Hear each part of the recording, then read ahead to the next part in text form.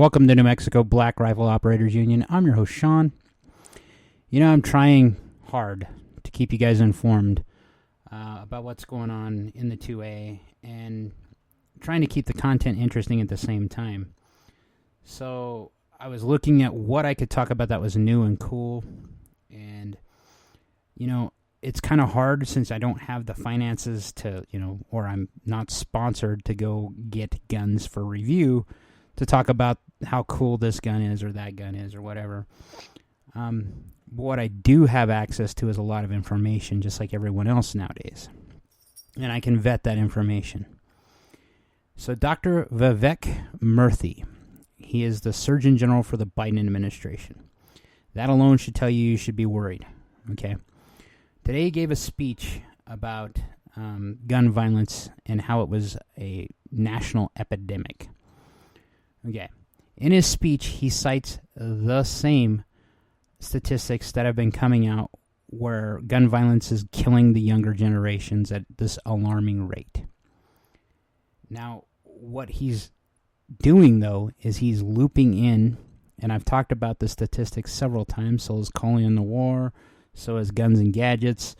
Anyone who's pro-2A in the space, or is trying to make it in the space like I am, we've talked about the stat because it's wrong. What they do is they loop in, or group in, let's put it more correct there. They group in kids, when I say kids, young adults, so 18 to 21-year-olds, who are prone to gang violence. So mostly this is gang violence added to the statistic. It also accounts, for a huge group of people that self-terminate themselves. That is the bigger problem in the 2A, is that most gun deaths in the United States are from people just being depressed and killing themselves. So what it boils down to is what I've said time and time again, what we all know in the 2A, is that, in the 2A community that is, that mental health is a problem. And there's a mental problem, and there's a cultural problem, a societal problem that is not being addressed by anybody. And his speech today, Dr. Vivek, it's not cake like Vivek, he gets it wrong on a number of places using stats that are basically made up. They're made to make gun violence seem like it's killing everybody. He talks about how people can't go do their daily business, live their life without being in fear of gun violence. I think that's part of it as being hyped up by the media, because I don't fear that. But I also am one of those people that carry a firearm everywhere I can legally. And I've trained up for that because, it rains and there's fires and there's things you need to be ready for. You are your own first responder. That if this happens, are you ready to take care of yourself? That's what it boils down to. I don't understand society where we've coddled society so much, or groups in society, that they look towards the government for solutions. Because this is not a problem that the government can ever fix. And giving the government power is not the answer here. Because if we've noticed anything in the last 20 years of politics and, government in general in the United States and across the world, is if you give the government any more power than they already have, they abuse it. You're seeing the weaponization of the legal system. You're seeing that time and time again. For those of you guys that are on the law and order side, the one that, believes that the state would never do anything, how are you voting this year? The presidential debate's coming up, and that, to me, seems going to be a little bit interesting. More so because I'm kind of curious how both candidates stack up against each other for one reason. I've seen Biden's videos. I've seen his press conferences. I've seen him just in general, like everybody else has, through mass media and through, podcasts and videocasts, vlogs. And he doesn't seem like he can go head-to-head with someone that's as rambunctious as Trump is. and at least not undrugged. Now that brings up something else, this old man, and they're both old in my opinion, and I think both of them should be retired, to be honest. I think it's time for the newer generation, us Gen Xers need to finally step up, myself included. I have no want to be in political life. The reason being is I don't feel like I want them digging through my past, because a lot of my past I have lived through, dealt with, and have gone past and beyond it. And it's really not any judgment of my character now, nor has it ever been, because I've made mistakes just like everybody else has. And I think that's what this plays into, is that there's a lot of people that have used the government crutch to fix everything. And that's not the case we need to look at anymore. So we look at these things and we wonder, what's going on? Why are people being this way? When you have people that live on the government dime, and I say this meaning that they live their lives entirely dependent on the government. If they did not get a stipend monthly for food and for money, whatever, that was paid for by the American taxpayers, these people wouldn't exist. They don't have any drive to work, and they have no ambition in life. And I understand that, free will, you do you. But at the same time, how are you living a life? Because if you have no ambition, you have no drive to do something better with yourself or anything else, how is society supposed to take care of you? That's a more poignant point here. Now, this doctor goes on and he calls for some actions associated with this epidemic. He wants an assault weapons ban because, assault weapons account for 12% of all problems in reality. And it's usually the mentally ill that are doing these bad things. Rifles account for less than 3%, I believe. Less than 312 or 612 or something like that is what the stats usually say about rifle deaths in the United States, and that includes all long arms, so that's shotguns and rifles. But yet they focus in on this because it's a big, scary gun. He asks for magazine capacity bans, which, again, I think it has more to do with mental health than it does how many rounds a gun can carry. Because there is such a thing as a logistical chain, too. Think about a person. Are you going to carry 17 magazines fully loaded into some place without being detected to perpetrate one of these horrible acts? And if you do, you're probably going to be stopped pretty quickly. Okay, it's just a matter of weight that you're carrying on your person. It's just like those people that like to think that they're going to bug out and carry, thousands of rounds of ammunition with them, when in reality, pounds equals pain. That's not a thing. He also asks for expanded background checks. He also asks for more lawfare with the gun industry in general. Basically, he's trying to regulate them out of business. And then he gets to the one that really irked me, which is he wants to start talking about how people conceal carry and whether they should or shouldn't in some places. The fact of the matter is the sensitive places thing keeps coming up. And if you look at the crime statistics of where people get mugged, where people encounter these shootings, it's usually in these sensitive places. So why shouldn't I or anyone else be able to defend themselves in these sensitive places? I think this Surgeon General misses the mark on several levels in that he's attributing gun violence stats that aren't real, for one. For two, he's making this a very public political statement in a political time because we're in the campaign season for the presidential or the national elections. And he's trying to make his case so that the Biden administration can use more of their administrative power without doing legal lawfare, meaning they're not going to pass laws because Biden can't seem to do that. And that's a good thing. We don't want them to pass assault weapons bans again because we've had them before and they had no relevant impact to crime. So all this is political grandstanding. It's to be expected because of the time of year and what's going on. Is it entertaining? No, it's more frustrating than anything because you would think we've started to make inroads. We took a loss with the Rahimi case. And truthfully, we should have known we were going to lose that case. Rahimi is a bad dude.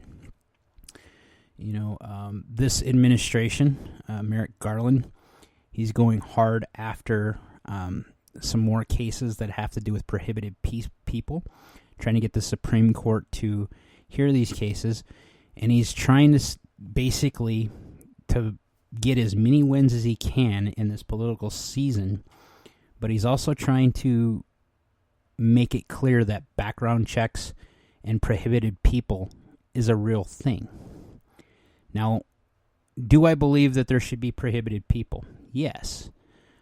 Being as pro-2AI as I am, I do believe that there are some people that have no business owning firearms, and that's people that I know, or that our culture knows, are mentally challenged. There's no reason to give someone who is a violent person, mentally unstable, a firearm. Okay, that goes another way. Violent offenders, really violent offenders, multiple violent offenders, offenses is what I'm getting at. These people don't deserve to have firearms or should be around firearms either, because they have already demonstrated that they're willing to push violence on the American people or on civilians in general. These are people that should be probably locked away as long as they can be until they're either reformed or they're dead. Now, once reformation happens, if that does happen, I'm all for people getting their rights back, unless you're a super violent offender. If you've got 16 gun charges where you used a gun against someone and you've shot at someone or you shot and hurt someone, I'm not okay with you having a firearm.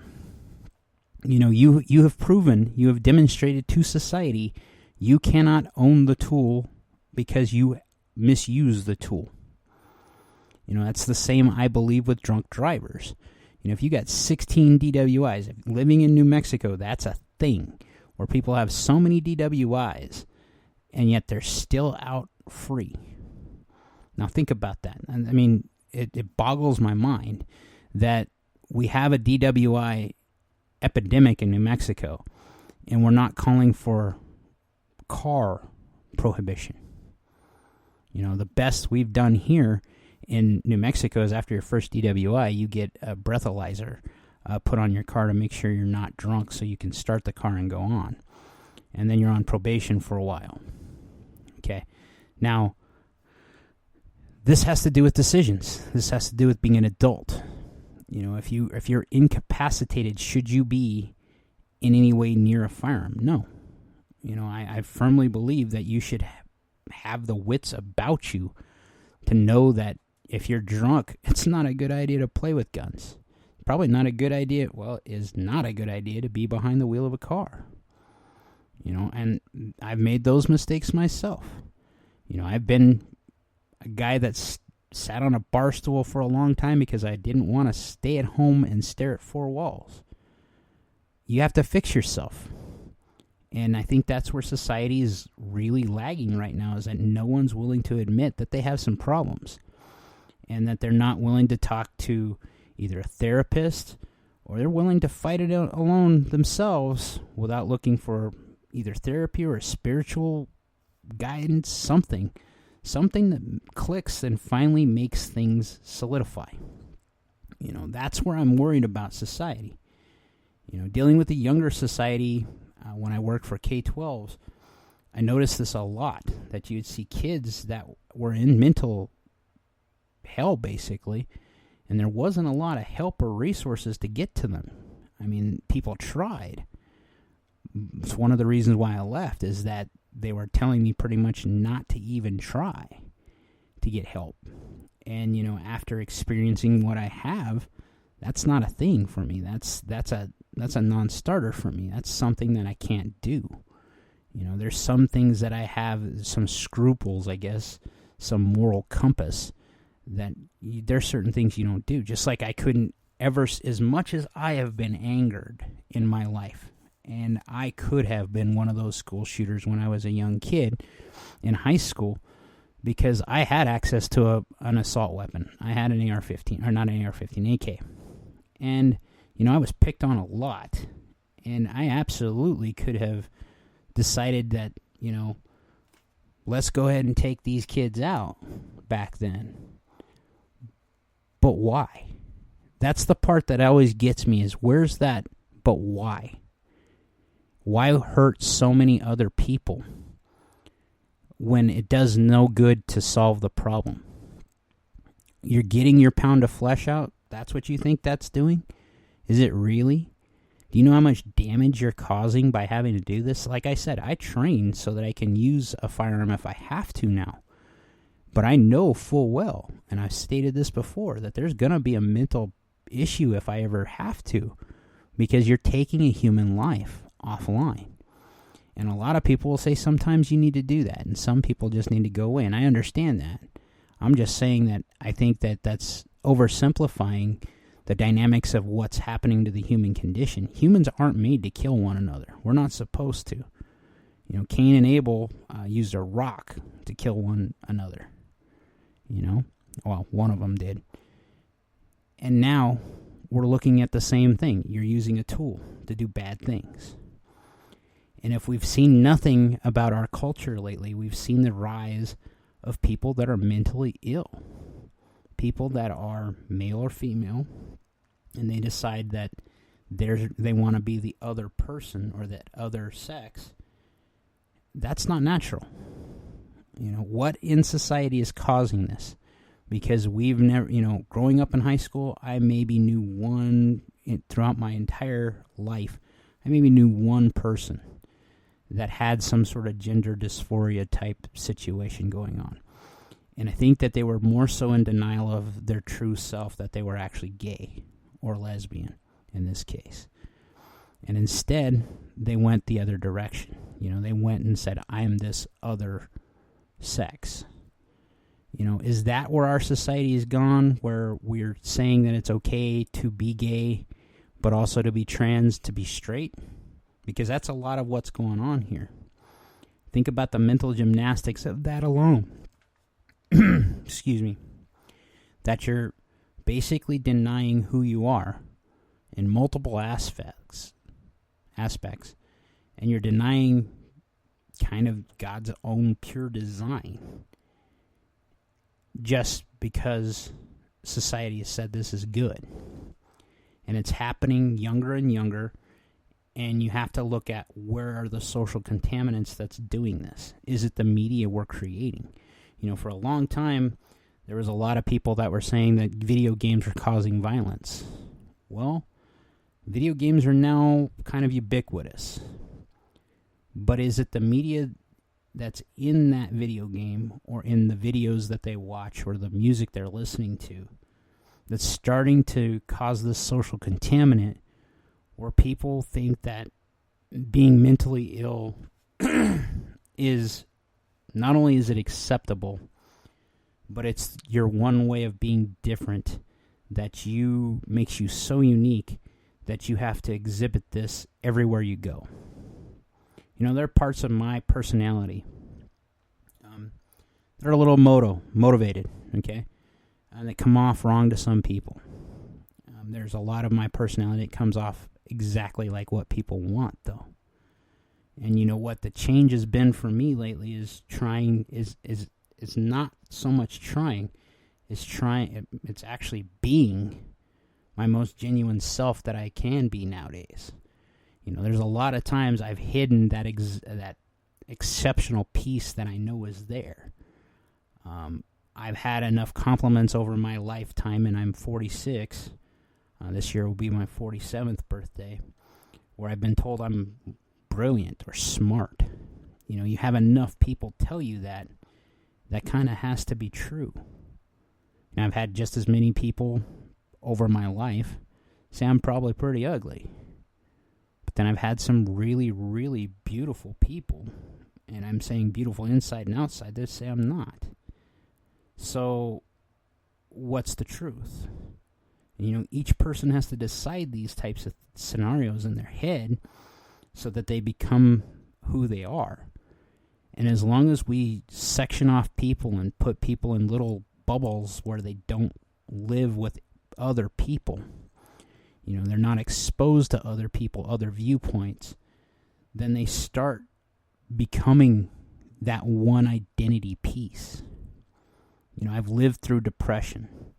I've lived through extreme violence from family members that I thought were supposed to be raising me to be a good person. And that leaves you with a lot of emotional baggage that you have to deal with when you're an adult. And how you deal with that depends really on the person. Because there's a lot of people that express that hurt by going out and hurting the people around them. There's a lot of people that internalize that and shut themselves off from the world. And I can say that I've done both. There was a long time that I looked for fights. That's not the case anymore. And it hasn't been for a long time. There's a long time where I used to section myself off and, stick into my own little bubble because it's my own problem and I don't need to share this with anybody. And then you find out that's not going to work either because it leaves you alone and isolated. So where do we fix the 2A? How does this overlap? When you have so many people that are being told that they're never good enough, that they're never going to be anything, and this is becoming more and more prevalent with males, they start to believe it. And they forget how exceptional they are. And when they express how exceptional they are, it's called toxic masculinity. In reality, this is you asserting your own self to who you are and taking on that identity that you have and pushing it out. You're not forcing people to do this, to accept you. It's yourself accepting 100% of who and what you are and what you're doing. You're no longer looking for approval. A lot of people in the 2A have done that for a long time. Look at Brandon Herrera. Man went out to learn... Excuse me, let me get a drink of water. Man went out, ran for election, lost. He's been chided and bugged about the AK-50 since he started his YouTube channel. And yet you see him doing goofy stuff, just being his genuine self and showing how awesome it is to be who you are, love who you are, love your country, love your friends, and just so happen to like guns, that this is a hobby you have. And that's what it is for most of us. It's also a lifestyle. This is, growing up in the Southwest, there is something to be said about living in the Southwest, knowing that we kind of have to be on our own in a lot of ways. We have to be self-sufficient. A lot of us like that. That's why we live in the Southwest. We are not the ones that the first time something goes bad, we call on the government to come save us. We're usually the ones that find the local solutions and fix the problem. And that's what makes us different than a lot of those people that live in cities. The city guys, the reason why they push gun control so hard is because they don't trust themselves with guns. And if you ask these guys, and I've done it time and time again with leftists, there's an underlying theme there when you talk to them that I wouldn't want myself to have access to this because I've had these issues, whatever issue it is. And they don't believe that you have the locus of control to fix those issues in yourself so that you can own said firearm and never have the issues that they think themselves are going to have, because they're not willing to look in the mirror and take that next step of ownership of who and what they are in their identity and express it as purely as they are. A lot of us do that. Eventually, when you get to an age, a certain age, and I can't tell you what it is because it's different for every person, you don't care anymore. You figured it out. And I think that's what our country's doing right now, is it's trying to figure out what the hell is going on with our own people.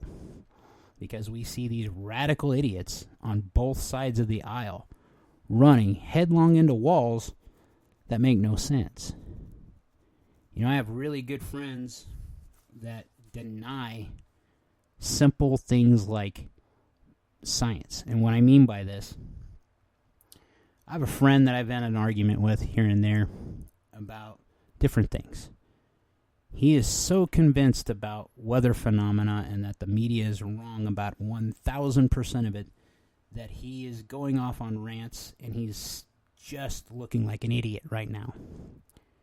And the truth of the matter is probably somewhere in between. You know, we're living in a time where you cannot say that the Southwest isn't as hot or hotter than it used to be or than it's ever been, and that you're not seeing as much rainfall or snowfall in the cities itself as you once did. Why? That's kind of science. You know, maybe there is something to this climate change thing, but let me ask you this. Is it because of people, or is it because of volcanoes, or is it because of the sun flares, solar flares, or is it because of some other condition? And we've gotten to the point in society we can't even take the science that has been given to us 100%, because if you did, you end up in those same places of a denying what is obvious the other direction. You know, that's people on the right. People on the left. What makes you think it's okay for a kid who can't make a decision for consent to anything, that they can then say that I'm going to make a life-altering decision before I'm even of the age of consent for anything in my life, legally or otherwise, and that's okay? That's not okay either. You know, we have people that are so pissed off about a crosswalk painted for the pride flag, because it's painted for the pride flag, one, and two, that other people are driving on it despite it being in the road. How the hell does that make sense? If you put a crosswalk in the road, it's gonna be driven on. And there's gonna be tire marks, because guess what? That's kind of what happens on the road. Okay? As for the pride flag, don't care. Should you be sporting the pride flag when it's paid for by American taxpayer money? Absolutely not. Because that's a freedom of expression thing that should be covered by First Amendment and organizations that back it, not the government, because the government's supposed to stay the hell out of stuff like that, but that's not what happens. You know, these same people that say you should push and wear the pride flag are the ones that get pissed off at Christians for showing this rainbow and saying that this is God's promise. What's the difference? Differences in belief systems. You know, what you know in your heart. And that's what the problem is with the 2A. You can't fix problems of the heart without addressing the culture. And I think that's where we need to start pressing. We need to make the 2A as cool as it possibly can for the newer generations to overwhelm these idiots saying that it's not a thing. You know, we need to embrace that video game culture, because video games, for the most part, unless they went really woke and stupid and people don't play those as much, they've embraced gun culture. You know, let's start educating those about those guns that are in those video games, those kids, those young adults. Let's get them out on a real range so they can experience what that gun really does. You know, that's how we influence culture. That's how we change the 2A, by being the best representation as a community as we possibly can be. We aren't made to be sectioned off in your own little world. We need to be part of the community. We need to do good stuff for everyone around us.